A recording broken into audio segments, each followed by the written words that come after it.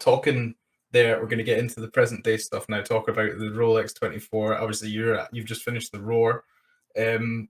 How does a race week look like for you? You talk about all these people around you. Like, can you sort of don't give us the insider tips and tricks of every detail secret, but how's from this morning when you woke up on the Monday, we'll exclude, so you've done test and done practice, Monday, Tuesday, Wednesday, all the way through to Sunday at 4 p.m. or whenever they decide to finish the data?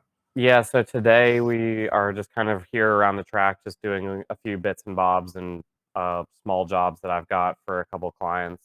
Lamborghini has me working a little bit on some stuff here today, and then tomorrow we actually I will be taking the day off completely, so I'm going to go down to Florida and see my sister, or to Palm Beach, which is south of us, about 2 hours south of us. So I'll go take the day off completely tomorrow. But then Wednesday, we are all back here. All the mechanics will be here tomorrow anyway. They're doing stuff today. Tomorrow they'll be here Wednesday doing the same. But then Wednesday is really when race week really officially starts. We'll have a full field group photo, so all 61 cars will be lined up. There will be, like, I have two team photos, so they're going to roll their cars out somewhere, and we're going to take a picture of the team and all the mechanics and the drivers, and like just it's kind of like a class photo, a memorabilia for them to say, we were here, we did this, we're going to do it, we're going to kick its ass, that kind of thing. And then Thursday, we also have a practice session, I think, on Wednesday too, for another support series. So we will have cars on track on Wednesday. So Wednesday is like definitely not an off day. It'll probably be a 10 to 12 hour day. And then Thursday we really seriously start. So we've got practice sessions all day long, in various short stints for I'm covering 2 different series this weekend. So we'll have practice sessions for both of those series on Thursday. Same thing again on Friday. There's a race for one of the support series. So I kind of use that race as a rehearsal for the Rolex race. So I'll go, try out my different spots for maybe a start shot or where I want to go at a certain time of day, do some different stuff and figure out maybe a game plan for the big race, which starts on Saturday. And then Saturday morning, we'll try and get to bed early on Friday. And then Saturday morning, wake up, get breakfast. And the race starts at 1:40, but there will be a lot happening before that. We'll have driver pit stop practice. So they'll be in the garages doing practice pit stops. So they'll try and figure out the best timing for who goes where and who does what. But it's really good for photography because you can get nice candids of them talking together with their helmets on. You can get just a lot of cool stuff. And then there's lots of fans walking around, and it really, even though the race starts at 1:40 in the afternoon, we'll be here in the morning, like usually 8 or 9 o'clock in the morning. And it's a long day. And then once the race starts, it's all just full on noise for 24 hours.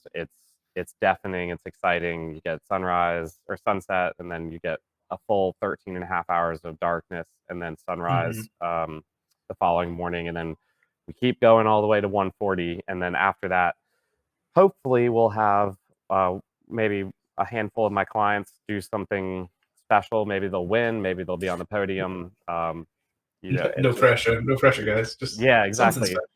So we'll see. We'll see what, you never know. But the weather looks really nice right now. You never know with the weather in Florida this time of year. It could be horrible and raining and cold, or it can just be cold, or it can be beautiful. And right now the weather forecast is beautiful. So we'll see. Fingers crossed. But it's a really long week. Like for race day, Saturday and Sunday, I'll probably be awake for somewhere between 36 to 39 hours, like straight without a stop or break. And by the end of it, your body, like I said, I'm 35, so I'm not old, but I've done this a few times. And by the end of race week, you can tell that your back is hurting, your legs are hurting, your feet are like no more, like your head hurts. You're dehydrated because there's just not enough water in the world to hydrate you. It is really serious, especially if it's sunny Florida. That's a lot different to Brands Hatch in England or Knock Hill.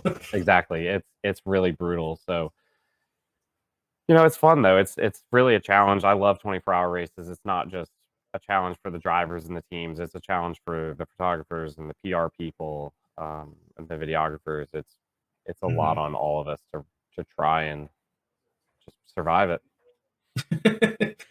Trust me, I can speak as a very passionate endurance racing fan. We appreciate everything you do because, I mean, I think when we first started talking, I actually sent you a DM of one of your photos of the Toyota I turned into my screensaver because it was so cool. Cool, I love it. I probably should pay you for that photo at some point. That's why I do Wallpaper Wednesday. Good. I feel really bad that I hadn't Nope. given you cash.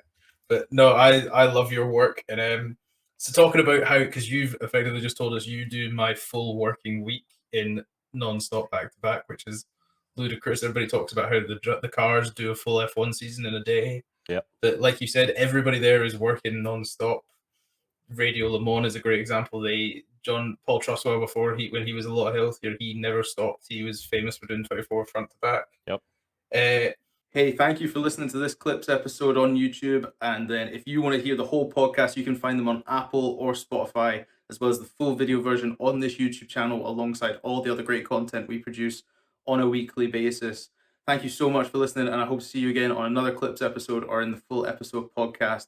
Tweet us, tag us, let us know what you thought. All the links are down in the description. It means the world that you guys come and support us, so thank you very much.